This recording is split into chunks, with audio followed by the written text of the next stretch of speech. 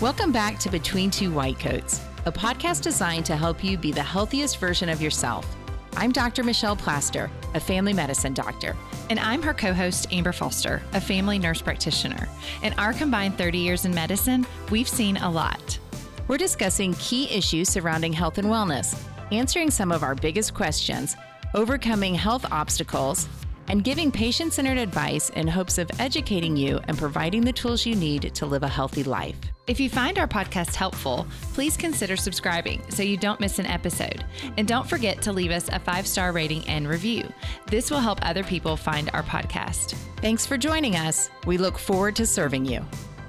Welcome back to Between Two White Coats. Thank you for joining us today. Amber and I are really excited to talk about something that we believe in very strongly, and that is self-care.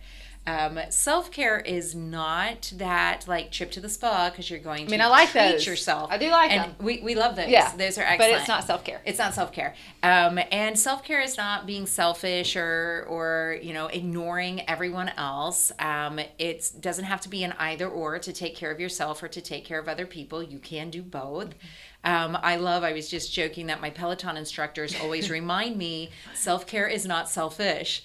It is necessary. And so we wanted to just kind of dig in a little bit to what is self-care, why does it matter, and hopefully leave you with a little bit of inspiration for ways that you can practice better self-care. I think of self-care as sort of the bank of health, that you are either in your life making deposits or making withdrawals to your health. And so I think we think about the withdrawals. Those things are kind of obvious. Something bad happens. You get diagnosed with something. You have a car accident and get injured. These are big withdrawals from your health bank. Mm-hmm. And we also have other withdrawals from our health bank, like someone that you care about dies. And you really find that it's pulled a lot out of you, or you have a pandemic and you weren't prepared for it, and suddenly your whole life is different and it requires a lot of you. And these things are constantly pulling out of our health bank. So what are we doing to deposit into our health bank? And that's what I think self-care is. It's those daily and weekly and regular deposits that you are making into your bank of health so that when something happens that requires a withdrawal, you have things there to give. Yeah, I like the analogy with the bank too, because when you're saying deposits, because often self-care does not always have to include like something crazy expensive, but you can determine self-care with how do you spend your time and how do you spend your money. Yes. And so that can lead you into, like, if you take evaluation of where do I spend my time and where do I spend my money, that'll give you a good indication of how you're doing in self-care. Yeah, so let's look at, what would your bank account or your calendar say to say whether you're taking care of yourself? Look at time first. A lot of times people will be like, I don't have any money, I can't do that. So let's just first look at time. Yeah. It requires time to do things to take care of yourself. Yeah. This isn't just going to happen on accident. It happens with effort. And so what are the ways that we can spend our time that are going to make deposits into our health bank? So one thing when I think self-care for me personally, and which I'm saying this because this is exactly what we do as moms. But I was like, and for my family. Like, I literally was about to say that, and I stopped myself, like, because starting with the word self, and we're not even that good at that. Like, and others, at it, yes. and others, because but one of the things that I like to do, and I encourage my family to do, is we try to eat healthy. And so one thing that I do that is self-care, and it may not sound like self-care, but I take some time and look at our schedule on Sunday and say, when do I have the availability to do the things like plan something healthy for dinner, or what am I going to do in this situation so that I'm not starving, I'm not hangry. I have celiac, and so I have to be always, like, I always have something that I can eat because I may not be able to go somewhere. Yeah, so you for can't me, just grab stuff because what there is to grab may not be something that you can eat. So self-care for me is like evaluating kind of what does my schedule look like? What does that look like as far as a food thing for me? And that's a self-care thing that I do personally. Major deposits into your health bank are going to be what you're putting in your body. Yeah. So you have to think about where's the nutritional value. And what am I eating? What am I snacking on? Did I eat breakfast? And does that have nutritional value to it? You can have things that are nice little treats, of course, but really looking at your nutrition and making sure that you're eating as clean as you can and really making sure that you're getting the nutrients you need. I always say if you put sand in your gas tank, you wouldn't come to me and say, I don't understand why my car's not running. Well, if you put in other things instead of good fuel, it can't run. And the same exact thing is true of our bodies. And I think if you're not eating right and you don't have the nutrition that you need, as soon as the smallest thing happens, you're going to get sick. So if you're not making those deposits, then you catch every virus. You're noticing that you always feel tired. You're draggy, your mood is bad, you're hangry. There's just all these different things that if you're working from that nutritional deficit, you're not going to function well. Yeah. And so I think that's huge. And we have to think about what we're eating and just simply thinking about what you're eating and being proactive to eat healthy. Meal planning, getting to the grocery on the weekend, going to the farmer's market. I do the Instacart. Let me just clarify that. That's right. So it doesn't have to, just because it's in your calendar doesn't mean it has to take up your entire calendar. Yeah. You can do all this in a way that doesn't. Yeah, that Instacart is self-care for me. I do not have to go to the Walmart. And so that's another one is time management. Yeah. Really looking at, can you put your time into things that matter?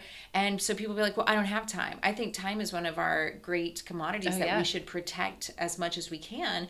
And so where are we putting our time? And self-care, one of the things I do, I really like to try to practice mindfulness. And one of my self-care practices is trying to be mindful about things, trying to make sure my brain can be everywhere. And so trying to really hone my brain into the things that matter. And so one of the small mindfulness things that I do is a moment to arrive. And so I will, before I walk into work, take 10 seconds and say, thank you, God, for allowing me to be here today. Help me make a difference for other people and help me to be present where I am. And then when I'm going home, I do the same thing. Thank you, God, for my family and let me be present with my family. I think one of the things we frequently do is our brain is worried about the place that we are not. And so we are never actually present where we are. Yeah. And so let's just be present and let's just know that today is a blessing. We can't change yesterday. We don't know about tomorrow. And to just be present in today. And I think it just being present and being mindful and practicing mindfulness is a wonderful way to put deposits into our health bank, because we're really then able to enjoy what God is putting in front of us and enjoy the opportunities that we have, as opposed to just always kind of checking out or being worried about other things. Yeah. And so our time, how we spend our time and being present in our time, I think is also a way that we can make some deposits into our health bank. I do the calendar thing like we had kind of said just a second ago, but I also look and see when can we spend family time, that matters to me. So that's even though I know it's a self episode, me spending time with my family fills me back up. Yes. My kids make me laugh. I have teenagers and oh my goodness. I mean, I always say littles are hard for different reasons than bigs are hard. But it is so much fun. Teenagers are so much fun. And so I enjoy spending time with them. It fills my tank back up. Yeah. And that's what I think self-care is, recognizing what fills your tank back up and doing more of it. Yeah. And so maybe it's a hobby. Maybe you love to golf, or maybe you want to sing in a choir. Or have a bees. Yes. Maybe you're like Amber and you want to become a beekeeper. And be a beekeeper and have a beehive. But any of that, I love to plant flowers. And then when the flowers are blooming, it's just, it's a gift. I get so excited about how beautiful they are.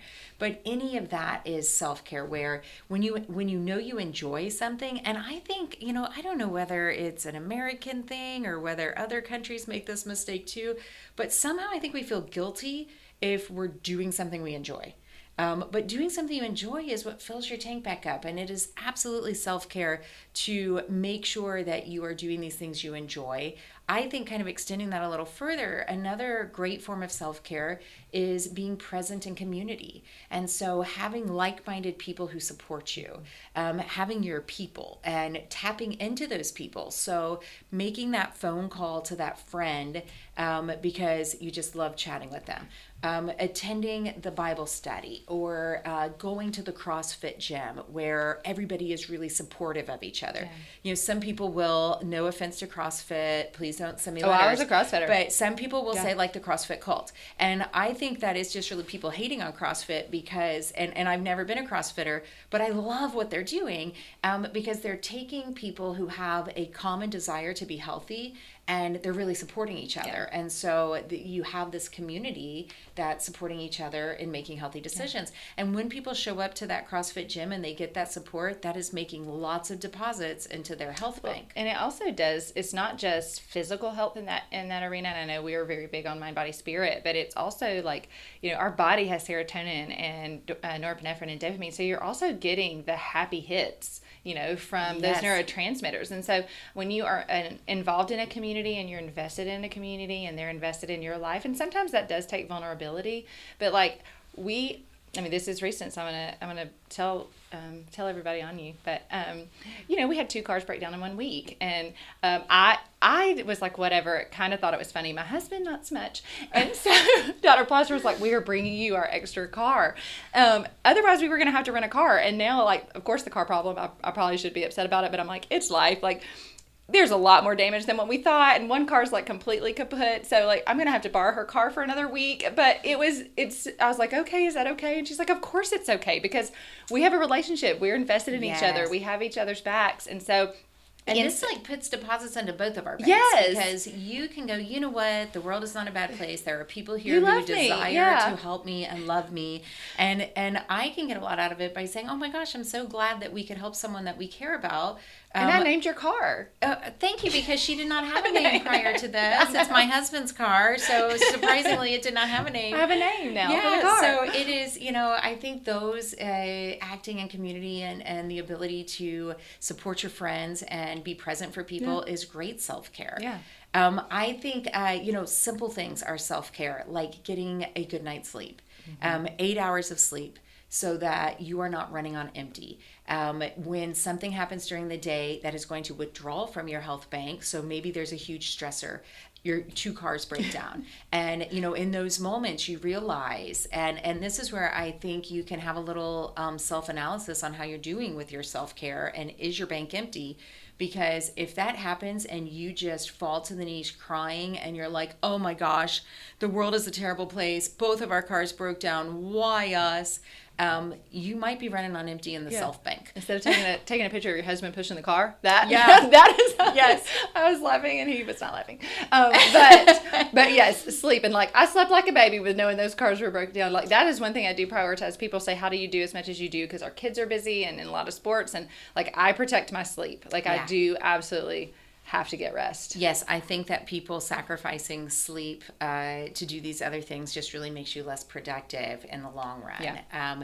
And so, our pillars of health are all great places to focus in self-care. The pillars of health that we always talk about are making sure that you have good sleep, making sure that you're eating right, making sure you're staying active, and making sure you're managing your stress. And so the 2 real other areas for self-care that we haven't talked about as much is staying active. We talked about CrossFit, or if there's a gym you enjoy going to, but just going for a walk or exercising. I like Peloton. There's a number of different things that you can do that you can, when I exercise, I can feel the money being deposited into my health bank. Like I can feel it because I feel so much better. I can deal with things better during the day. I don't get sick and have other issues or feel run down. It just makes a huge difference. And then stress management. Really being able to know that life is hard. And we're going to have to do different things to manage that hard. And whether it is your hobbies or your community or getting, having therapy or a counselor or other people who are giving you tools to manage your stress. But if you're not managing your stress correctly, all that stress is a constant withdrawal out of your health bank until you're on empty. And we know that there are, things like financial stressors and burdens and things that are out of your control, but the things you can control, do the best you can to control those. Like, Yes. I am a control freak. Like, don't get me wrong. But, like, the things that you can control is making sure you're getting the rest, making sure you're staying hydrated and moving when you can. That does make a difference. Control what you can. Yeah, absolutely. And then if you are practicing good self-care and you are taking care of yourself and you are not seeing this as a selfish act, but you really know that without self-care, you can't take care of other people. Yeah. If you are sick and you aren't taking care of yourself, you're not good to everyone else that you want to show up for. And so you have to do these things. Amber and I have talked about before, we looked at each other in 2020 and said, what's going to happen when the entire world is suffering post-traumatic stress at the same time after this pandemic? I just knew, I was like, oh no. And we can tell you the people that we sit with who have practiced good self-care, because they could go through those struggles and you could tell they had more in reserve. Yeah. They had things that they could tap into, and they tapped into them and they did better. And the people who really went into a hard time on empty, they had nowhere to pull from, and you can tell they're functioning in a deficit. They're really, their self is bankrupt. And it's hard to dig out of a hole. It just is. It just is. And so we hope that you have heard something today that will first inspire you to practice good self-care.